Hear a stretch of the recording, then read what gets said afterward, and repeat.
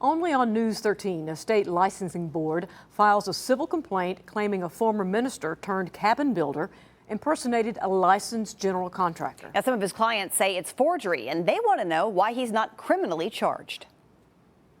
Investigative reporter Jennifer Emmert finds out using a licensed contractor's name to secure permits without their knowledge happens more than you think, and safeguards can vary county to county. It's less than an acre of land in Macon County.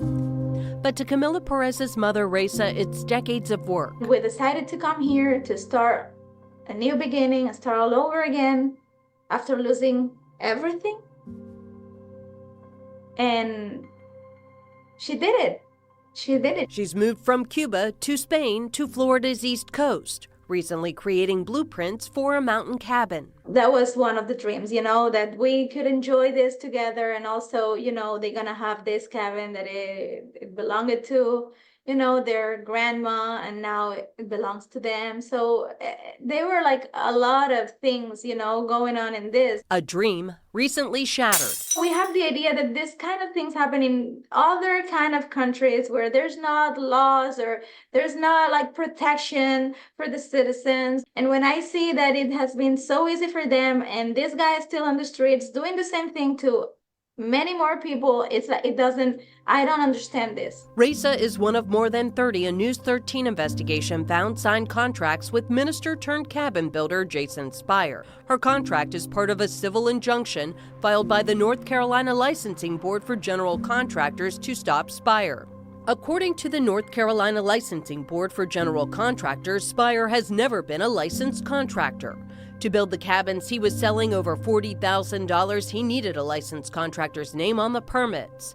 The case alleges KI Enterprises, owned by Spire, however, signed contracts using the name of licensed general contractor Terry Ray Bowling. This is the signature on Reza's contract, and this is Bowling's actual signature. Camila exchanged text messages with Bowling where he told her his signature was forged. It wasn't just her mother's contract. Brad Jones also reached out to Bowling, whose name was on his contract, only to be told, that is definitely not my signature. It turns out someone signing a contractor's name to a project's permit isn't that uncommon. I went to Buncombe County's Permit and Inspections Office in search of Director Bob Haynes. Some have said that's forgery. Does that happen frequently? It happens frequently.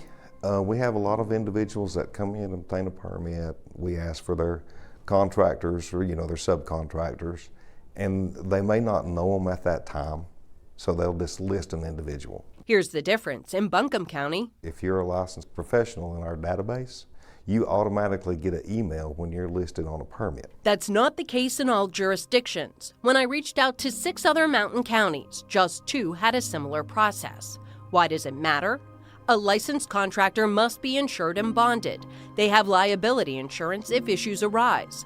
Bowling penned a letter condemning Cobbin's actions. No one is paying attention to me. I'm talking. Camila Perez reported the issue to Buncombe County Sheriff's Office, but said she got the runaround. And I had to talk with a superior. I had to file a complaint that no one is paying attention to me. I'm talking about $90,000. I'm talking about a forgery. Her case is one of 4 reports made. Recently, she got a call from the FBI. Camila's also worried about her mom. My mom, her mental health is completely, destroyed. Out $90,000 she's uncertain will ever be reclaimed. This is like a nightmare, but apart from a nightmare, it's just crazy. It's crazy. It's insane. The Wake County case is pending with no hearing scheduled. I emailed and texted Jason Spire, however, got no response after several days. Local law enforcement claims the reports made are under investigation, plus how you can follow up on your project to ensure it remains on track. Just go to WLOS.com for a step-by-step look. Jennifer Emmert, News 13.